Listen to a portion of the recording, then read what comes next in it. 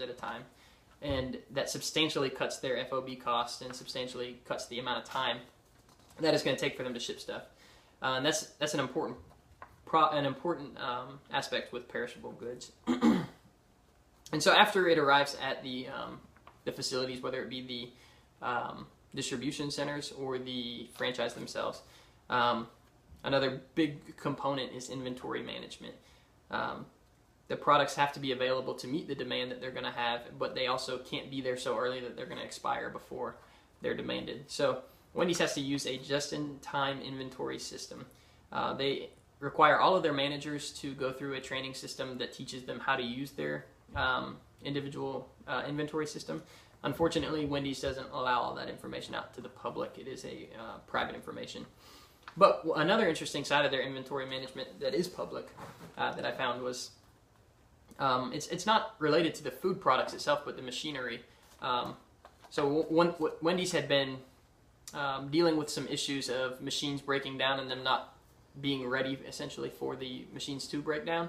So they partnered up with a company called Town, and they created an automated system to keep track of the inventory of their machine. And so what happens is every time a machine is used, they put it in a log that machine was used, and that log is in a database that's connected to Town's database as well.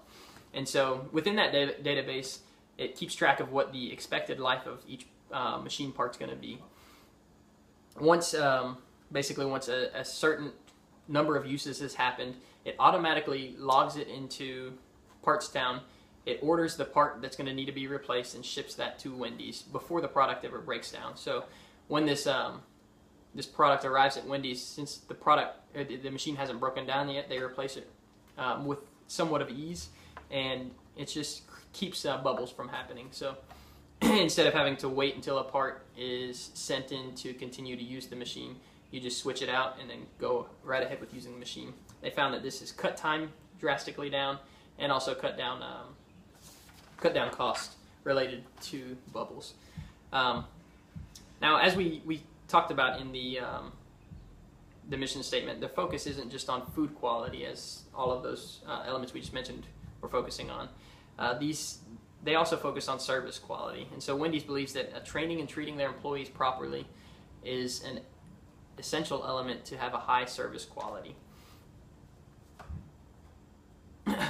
And so they're among those who believe that if you treat your employees with respect, they're going to treat your customers with respect, which is going to have a higher customer satisfaction, and you'll have a higher customer retention because of that.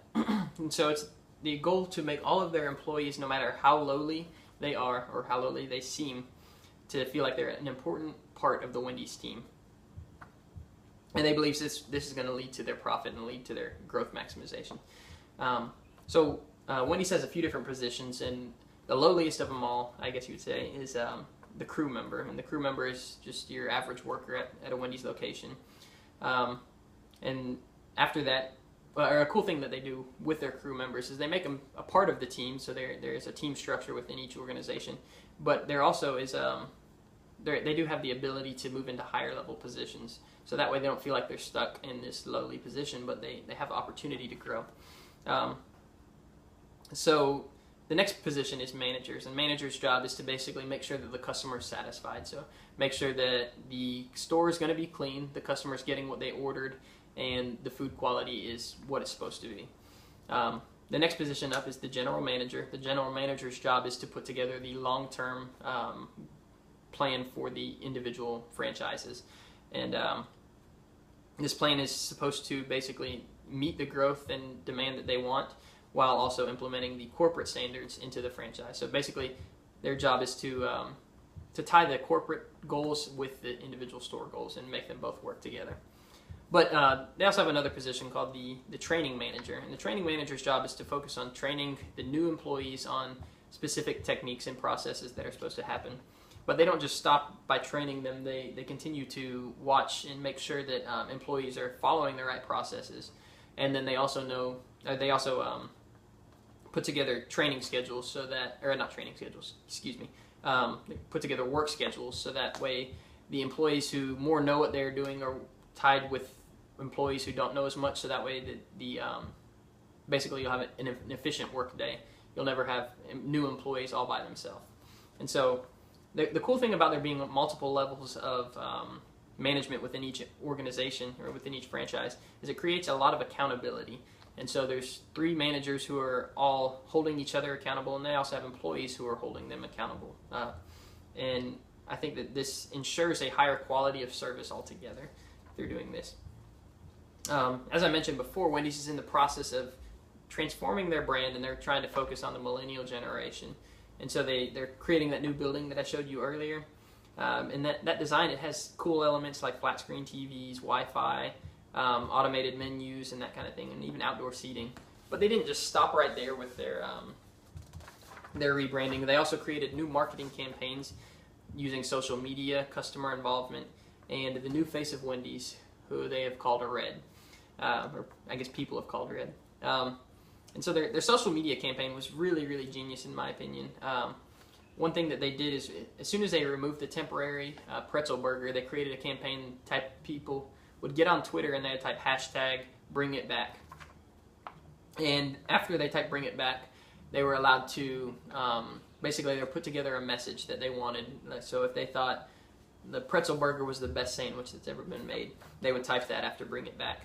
And they told their customers that they were going to have a few famous musicians basically take some of the tweets that were sent out and write a song off of those tweets. And so they did that, and some famous musicians had put together songs all about the pretzel burger based off of some customers' tweets. And so the customers really got to get involved in the marketing process. They got to get involved in, on the one side of it, showing how much the product was actually liked, so the corporation could know whether to continue or discontinue the product. But they also got to bring their friends and bring their their followers into the Wendy's organization. But the millennial generation isn't one who just likes snazzy buildings and entertaining marketing campaigns. While those are important to them, they really like innovative products, and Wendy's has been striving regularly to create new innovation in their products. And so they've done this partially through new healthy products that we mentioned, and they've also done this through their other products. And so the first one I'm going to mention is this pulled pork sandwich that you can see on the screen. And the pulled pork sandwich, it was kind of a completely innovative thing to the fast food industry, because pulled pork wasn't really something that was implemented frequently in the fast food industry. And so this was something new, and it was successful. During the October month that it was temporarily available, Wendy's sales drastically increased to meet their profit margin that they were hoping for. And another thing that they're doing was the pretzel bun, which was only integrated once outside, as far as I know at least, only integrated once elsewhere, and that was at Sonic with their hot dog buns. And so Wendy's created this pretzel hamburger bun that would go along with their products, and it added new variety and new innovation to their products. But as this younger millennial generation is focusing on, health foods are another really, really important and necessary element to individual lives. And so Wendy's, they decided to meet that demand for health foods, and they came up with new premium salads that are now offered at Wendy's locations. And these salads, they aren't your basic fast food salad that contains a packet of ranch and some lettuce and maybe some tomatoes or something like that, but they actually put together entire meals out of these salads that contain new elements to the salad. So they have apple in their salad, or walnut, or anything else. They have a lot of different variety. But the cool thing about it isn't just say, I want this and this and this in my salad. They have whole products that are put together within their salads. But they didn't stop there. They realized that salad can get boring to some people, no matter how innovative it is. And so they also came up with their brochet bun. And in their brochet bun, it's just basically a healthier type of bread, so that way people would have an option for both a salad and for a healthy sandwich. Another observation that I made is that the millennial generation seems very attracted to anything that has a sophisticated sounding name. And Wendy's, it seems like they've noticed that in naming their products. So they came up with the Asiago cheese, burger and salad. And it sounds like a sophisticated name, and it's been selling really well. While most people probably don't really know the difference between Asiago cheese and some other type of cheese, they're buying it just because of the name. And then again, with the brioche bun, it sounds like a sophisticated type of meal, so millennials are willing to shop there because of that sophistication. And so I think Wendy's has really taken advantage of that element. Now, during the last quarter, Wendy's found that they had some additional expenses because the rise in meat prices. Basically, right now, beef prices are higher than they've ever been. And they found it difficult to meet their projections because of that. And then on top of that, they're looking ahead and they're seeing that in 2015, the Affordable Care Act is going to be even more strenuous on their financial statements than it has been in the past. And so they have to find a way of basically continuing to have their profit margin that they want. And so they don't want to cut quality, and they want to continue to attract millennials, so they have to find new ways of cutting cost without taking out those things. And so they've started developing some new technologies and that kind of thing to cut costs, but they've also come up with some other cool plans to cut costs. And one interesting thing they did was they sold a bunch of the franchises that they own, or a bunch of the stores that they own, to franchisors. And what that created is it created new franchisor relationships. So they've never worked with these franchisors, and they now have a relationship. If they want to open up a franchise in that area, they have somebody they can sell to. So that's one element that they did. And then, of course, that raised immediate capital. But another cool thing that they did was they found a way of cutting little costs. So like they cut costs on their paper goods and they cut costs on their drinks. And through those two things combined, they were able to save, or they're expected to save somewhere around $30 million between the end of this year and sometime mid next year. And so with that $30 million, they plan to create some new innovative technologies that are going to cut costs in individual stores, and also they're going to reinvest some of that money reinvest some of that money to open up new locations. And so they're going to create more new income streams because of that, while cutting costs. And so these technologies, they create higher efficiency and higher quality, and still then they also create cost reduction.